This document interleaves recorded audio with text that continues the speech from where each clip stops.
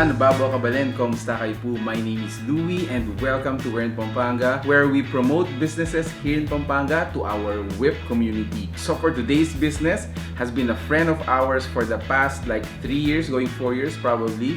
Nakilala po namin sila when we were just starting. They're located in Angeles City. What I'm pertaining to is Ranch 90's Diners. Let's get into the meat of the details. Isa po sila sa mga very few, very rare na nagtitinda ng mga ganito. If not, they are the first one to make it in the market. So as of now, the price is 850 pesos. Normally, you get it 1,200 outside Ranch 90's Diner. And for now, pre-orders po muna and they sell it as a whole cake.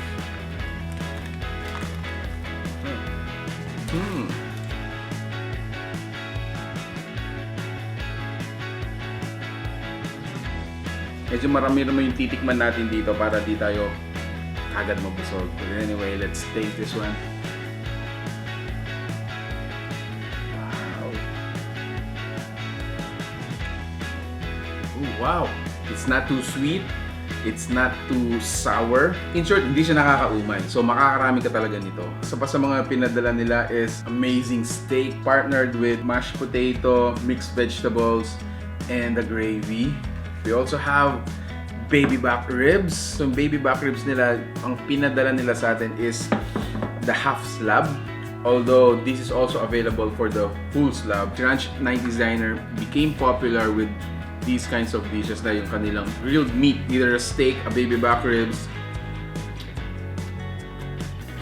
Oh, if you haven't been there, well, you can order from them, no? Another dish na pinadala nila is itong seafood platter. In it, you have your huge shrimps, have your mussels, squid rings, vegetables pa tayo dyan. Actually, they call this seafood chop suey.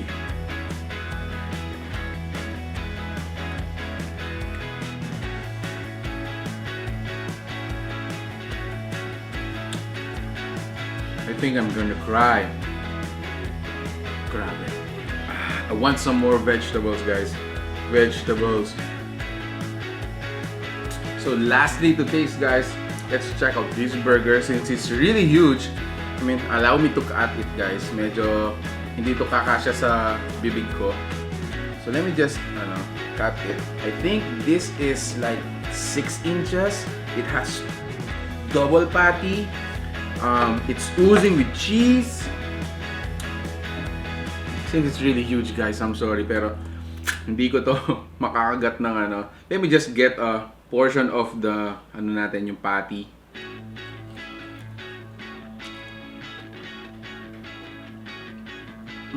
Oh, I love the onion. The vegetables again are super fresh. You can still, munch them. So crunchy.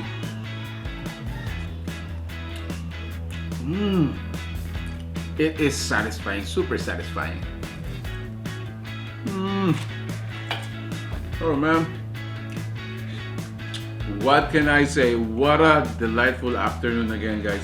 So there you have it, guys. As I always say, more than you guys watch me eat the food they bring us, we would like to help these businesses promote their products to our We're in Pampanga communities. If you like the food that you saw in this video, please give it a thumbs up. Make sure to tag your friends. For orders or inquiries, we're gonna leave the numbers flashing on your screens right now. Make sure to order from them. Again, thank you so much, Ranch 90's Diner. Oh, before I forget, let me just mention this again. HOBASCHEE. Tama sana ako. Anyway, HOBASCHEE. You can order from Ranch 90's Diner, that famous Japanese Spanish cheesecake. You can only order that from Ranch 90's Diner. So once again, guys, thank you so much for watching We're in Pampanga. Yeah, I won't bore you guys, pero I'm gonna enjoy this later on off cam and share it with my family. Until our next video, please support our local businesses and stay safe at home. God bless you guys. Bye-bye.